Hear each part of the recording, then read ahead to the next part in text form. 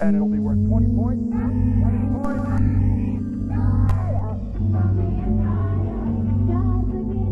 No doubt. A picture on the front page of every newspaper in the country, right, Ron? It's 8 a.m. sharp on a Saturday morning in 1979. Families in the Tampa Bay area turn on their television sets as thousands of sleepy children awake on their day off from school. Some flip to Nickelodeon, where a rerun of Pinwheel is playing. Some flip to ABC, where they would catch the final episode of a short-lived TV series called Fangface. However, that morning, others would opt for a more virtuous wake-up call, flipping the station instead to channel 22, or the Christian television network, where a new show was opening the day's slate. A show called Joy Junction is the place to be. Joy for you and me. The show Joy Junction quickly found its place in the hearts of viewers, with kids immediately connecting with the quirky characters and silly games. Their Christian parents, too, found solace in the show's themes and non-offensive stories, creating a program that could be experienced together as a whole family. From that day on, families all across Florida and eventually across the entire United States came to enjoy the program, which continued on for a run of over 20 long years, until one Saturday morning at 8 a.m. sharp, when, without explanation, the show came to an unceremonious end and was never broadcast again. Today, the show and all official records of it have been scrubbed from the internet, with the companies behind its creation and the networks that aired it acting as if it never even existed, some allegedly going as far as to destroy any remaining copies, thanks solely to the heinous events that transpired during and after its television run. This is the story of Joy Junction, the children's TV show with an unimaginably dark secret. Come and join us for a half hour of fun and games at Joy Junction. Now here's Sheriff Don. Thank you, and welcome to this fun little town of Joy Junction. Joy Junction was both the name of the show and the name of the fictional town in which it was focused. A town where numerous characters converged to tell stories, play games, and answer questions, all of which pertaining to Christianity. Each episode followed the same basic structure. They were 30 minutes long and would tackle one general lesson taught in the Bible and tell it through an acted-out story. This was then interspersed with various games and audience participation, as the show heavily leaned on including its young fan base and immersing them in the world of Joy Junction. They even had a live studio audience for every episode, comprised of kids ages 3 to 13, with the participants and crowd genuinely seeming excited to be there, which was largely due to its lovable cast of characters. The most prevalent of these was Sheriff Don, who was actually played by the creator of the show itself, Don McAllister. And the whole gang is here, so we're going to have us a good time today. Glad you could join us for the next 30 minutes. He guided the show from segment to segment and often focused on the Bible while driving home the episode's central theme, while also being the one who most often interacted with the children who participated in the show. Then there was Forrest Hadley, a soft-spoken professor who, ironically, often had lessons taught to him due to his obvious clueless nature. Your bubble, he'll even help when you did wrong. Well, I'm not a pope, but how about he'll even help when you're in trouble? Hey, Chef Don, you're a poet too. And of course, the fan favorite, Whittler Dan, a caricature of a southern farmer known as the goofy storyteller of the group. Oh, hi. I'm just sitting here reading some of the mail from Joy Junction, and some of the jokes are here. Would you like me to read some more? Oh, okay. That's good, yeah.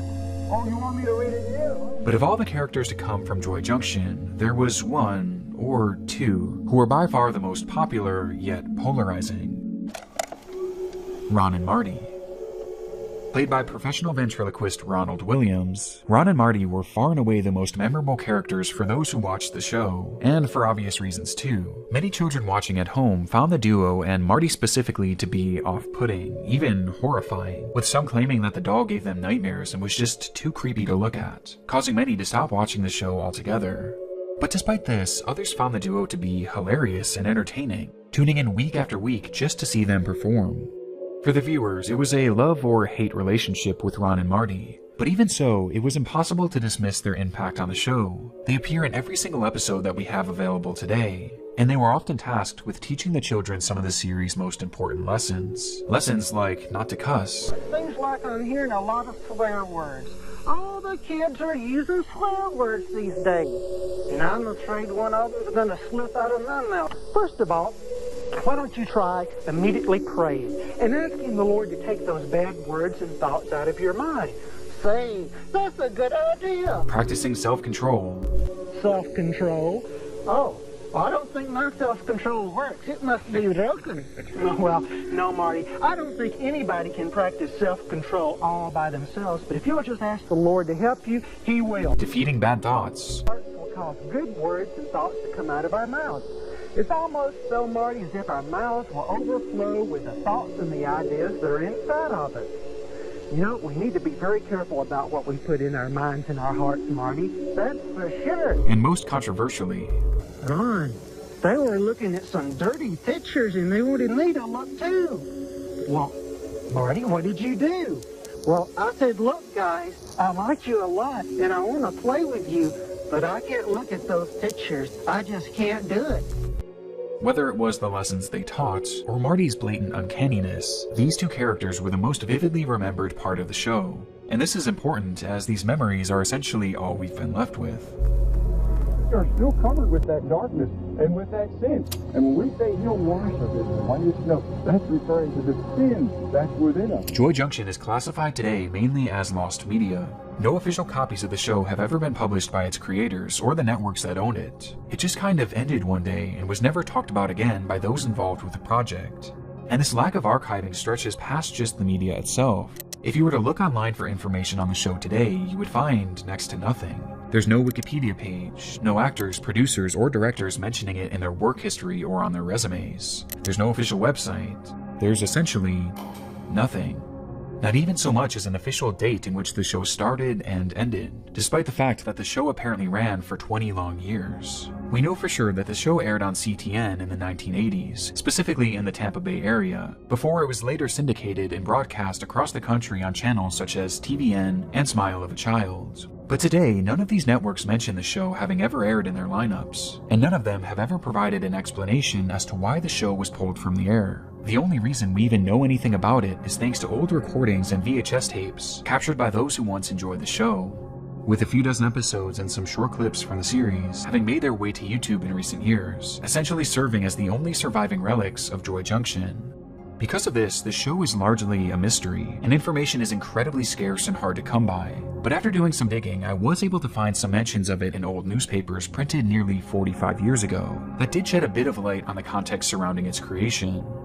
The first mention of Joy Junction came in 1978 within the Evening Independent, though at this point it was not even a television show yet. Instead, advertisements were placed in the paper weekly for the Faith Community Church in Largo, Texas, that mentioned including some sort of in-person act specifically for children, called Joy Junction.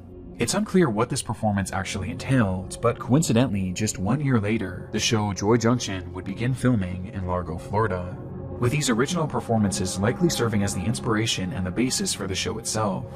Following this trail of newspapers, I also found that the show was created by a company called WCLF, which began broadcasting back in October of 1979, with the founder of the company vaguely mentioning Joy Junction as an upcoming project. And sure enough, 1 week later, that same paper included a television guide that mentioned Joy Junction showing on TV for the very first time, giving us its likely premiere date of November 10th, 1979.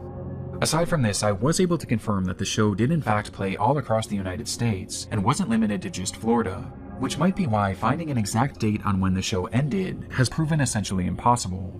But the most common belief across the internet is that the show lasted until somewhere around 2004, putting its lifespan at a surprising 25 years, which makes it all the more unusual that there's hardly any mention of it online, and that there was seemingly no attempt to ever even archive it. It seemed as if the parties involved didn't just drop the show and forget about it. They completely washed their hands of it and tried their best to bury it. There are even rumors circulating that CTN themselves had all their remaining copies set on fire and destroyed so that the show would forever be forgotten. And when you consider everything that happened, this isn't really all that surprising. But what is surprising is the extent of the unraveling and the way in which it began, as it all started with a simple water bottle. It's unknown when exactly the discovery was made, just that it was a terrible one. Police arrest a man under the suspicion of distributing CP, only to find numerous images depicting it on his hard drive. with the vast majority of the victims involved being impossible to identify, except for one. Within the background of one of the images lay a hidden clue, a water bottle displaying the name of a swim and scuba school in Johnson County, Kansas City. Police did a search of the area, asking for help identifying the victim, which led them to a young child who swiftly pointed out their abuser as being a man named Michael Arnett. Michael was immediately arrested, after which the true extent of his crime would be uncovered on his home computers. They contained countless photographs and videos depicting the same disturbing material, including a great deal that was produced by Michael himself. The contents of these images are genuinely some of the most appalling I've ever heard described, though we'll get more into that later, because there is something more relevant to this video that they found on his device. It was a lengthy online chat history with a man named Ronald Brown. And Ron, you're not the one to talk. You're always on the telephone too. Well, I guess you've got a point there, Marty. Ronald's life was centered around three things: ventriloquism, Christianity, and children. His primary job was working as a traveling puppeteer with a show called Puppets Plus, working school events, birthday parties, and at local malls. He also hosted a weekly puppet show for his local congregation that he billed as being specifically for children. And of course, he had his role on Joy Junction. Every aspect of his life brought him in close proximity to children, and as it turns out, there were several undisclosed incidents that raised serious red flags about this. The first incident occurred in 1998, at a time when Joy Junction was still believed to be in circulation across TV stations. Brown was driving home late one evening when a police officer pulled him over for speeding. The officer shined his light in the car as Ronald reached for his documents, only for his light to catch something unusual stuck between the seat cushions. It was underwear. Children's underwear. Despite the alarming nature of this, Ronald would end up convincing the officer that nothing strange was going on, claiming that the old pair of briefs merely belonged to his puppet, Marty. That night, Ronald was allowed to drive away without further questioning. Though things get stranger from here. Around the time of this encounter, Ronald had been living in a home conveniently located less than a block away from a popular playground. And upon moving into this home, neighbors began to complain of Ronald's relationship with young children in the area. Every Wednesday, kids from around the block would ride their scooters and their bikes over to his house for free pizza. The group would eventually emerge from the home, and Ronald would drive them in his van to a nearby church, where he would supposedly perform his ventriloquism. These weekly meetups were strange to say the least, especially because they were allegedly fairly secretive, with some children even sneaking off to meet the man without telling their parents. There were even other allegations that Ronald himself had hid their bikes underneath his home, almost as if he was trying to avoid any suspicion. And although I couldn't find concrete proof of this, it was rumored that when neighbors checked underneath his home, they reported not only finding these bikes, but used sex toys as well, which were stashed there for unknown reasons. There were never any sort of allegations made against Ron, legal or otherwise, but the red flags here are glaring. Red flags that seemingly went ignored, as people bought into Ronald's act as a God-fearing, silly ventriloquist. Though in reality, the chats found on the computer of Michael Arnett shattered this perception in the most dramatic way imaginable. Though even so, these chats aren't what you would expect. No, somehow they are much, much worse.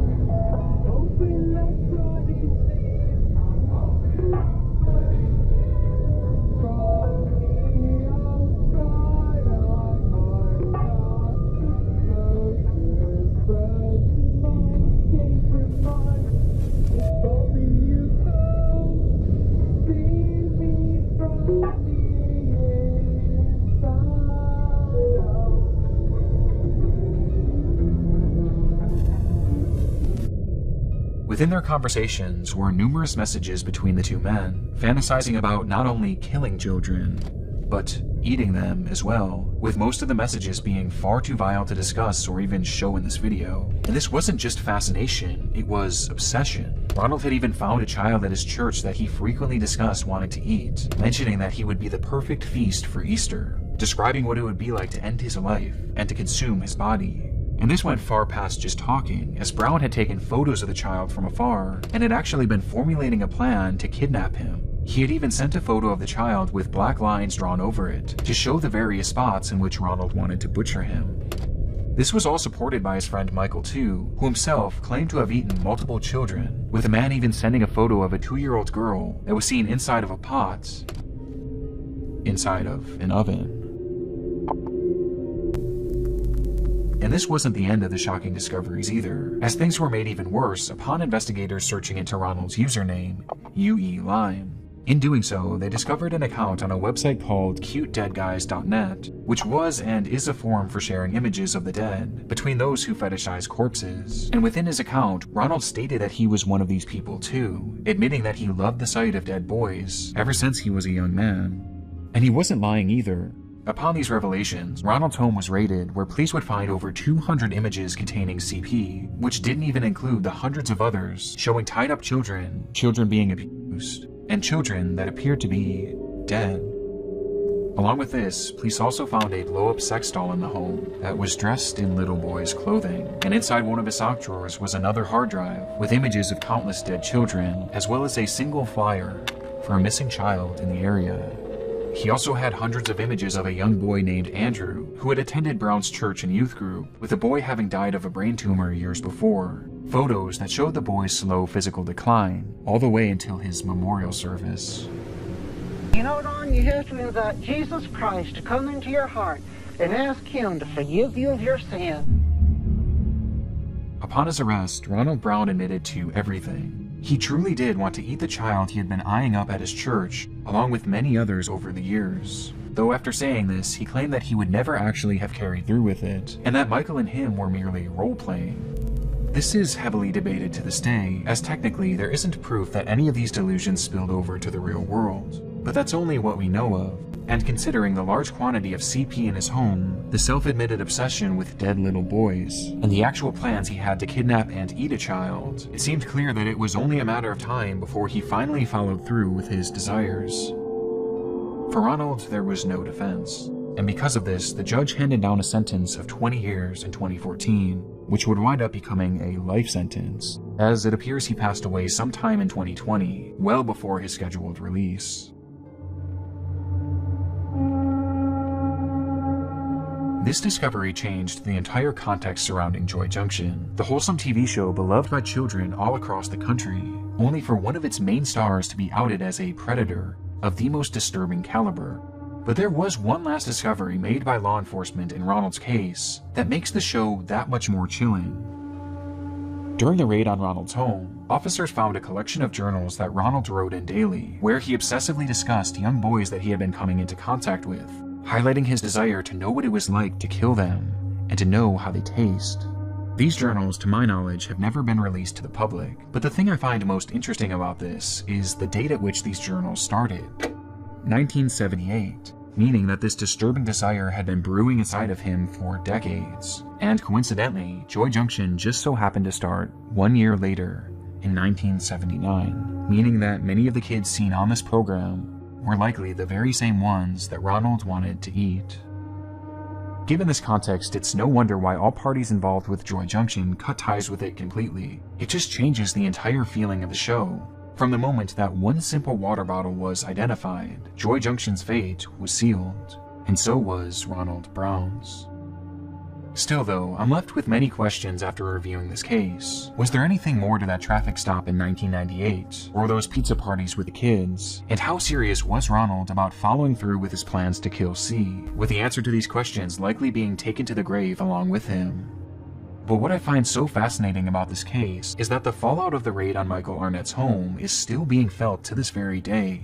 On his devices weren't just chats from Ronald Brown. In fact, there were hundreds of other predators, with officers going on to arrest many of them, some of whom are still in the process of being tried and sentenced. And when reading into some of these other cases involving Michael, it's evident just how serious these people were about their dark cravings. One of these men was even recently caught having built an entire bunker, equipped with torture tools in preparation for his first victim, which he planned to share with Michael.